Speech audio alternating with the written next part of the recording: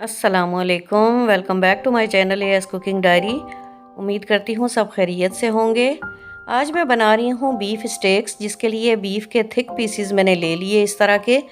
उनको पानी में नमक थोड़ा सा डाल के मैंने बॉयल कर लिया। इतना बॉयल किया कि ये हाफ़ डन हो गए, यानी हाफ़ गल गए। उसके बाद मैंने इसके ऊपर सॉसेस ऐड किए। सबसे पहले मैरिनेशन के लिए मैंने सोया सॉस का इस्तेमाल किया। दोनों साइडों से इस तरह पीसेस को सोया सॉस लगाएंगे। उसके बाद मैंने थोड़ा सा इसके अंदर तकरीबन 1 टेबलस्पून ऑयस्टर सॉस डाला। इस तरीके से लगाया सारे पीसेस पे।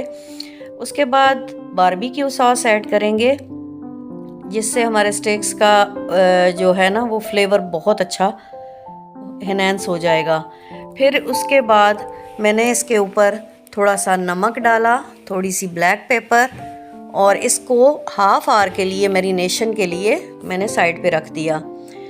जब हाफ़ आवर हो गया तो मैंने तवे पे थोड़ा सा मक्खन मेल्ट किया, उसमें सारे पीसेस इस तरीके से डाल दिए और फिर उसको पकने के लिए छोड़ दिया, ताकि अच्छा सा जो है वो तमाम सॉसेस का उसमें टेस्ट आ जाए। फिर कुछ देर के बाद मैंने इस मॉइस्चर को थोड़ी देर खुश्क करने के लिए ढक के रख दिया, और कुछ देर बाद जब मैंने देखा तो ये मॉइस्चर खुश्क हो चुका था। मैंने पैन को चेंज किया, दूसरे पैन में थोड़ा सा मक्खन डाला, उसमें पीसेस डाले और इस तरीके से मक्खन में पलटते हुए मैंने इनको रेडी कर लिया।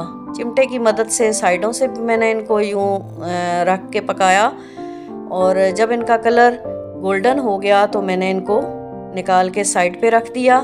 अब हम इसके लिए सॉस बनाने की तैयारी करेंगे। तो मक्खन को गरम कर लिया, बीच में चॉप लहसुन मैंने डाल दिया छोटा छोटा काट के।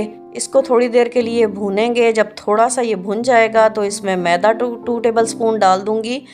मैदे को लहसुन के साथ मक्खन में हम भून लेंगे। फिर उसके बाद में जब ये भुन जाएगा, खुशबू आने लगेगी थोड़ी थोड़ी, तो मैं इसके अंदर थोड़ा सा पानी ऐड करूँगी, जिसमें अच्छे से मैदे को हल करूँगी ताकि गुठलियाँ ना रहें। आप चाहें तो विस्कर की मदद से करें, चाहे तो चमचे की मदद से करें। फिर तकरीबन 1 से 1.5 कप मैंने दूध का डाला, थोड़ी सी ब्लैक पेपर डाली, थोड़ा सा ओरिगेनो ऐड किया, और ज़रा सा नमक चुटकी भर इसमें डाला।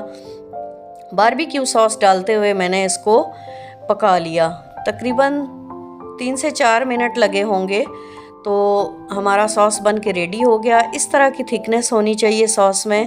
तो अब हम इसको सर्व करेंगे स्टेक्स को सॉस के साथ, इस तरीके से जैसे मैंने सर्व किया। साथ हमने वाइट सॉस रखा खाने के लिए भी। तो यकीन मानिए कि वाइट सॉस के साथ इन स्टेक्स का मज़ा जो है ना वो दुगना हो जाएगा, इससे भी कई ज़्यादा। तो आप भी इसी तरह ट्राई कीजिएगा और फीडबैक दीजिएगा। एक कट करके मैं आपको दिखा रही हूँ पीस, बहुत ज़बरदस्त जूसी बन के तैयार हुआ है और मुंह में बाइट जाते ही घुल जाता है।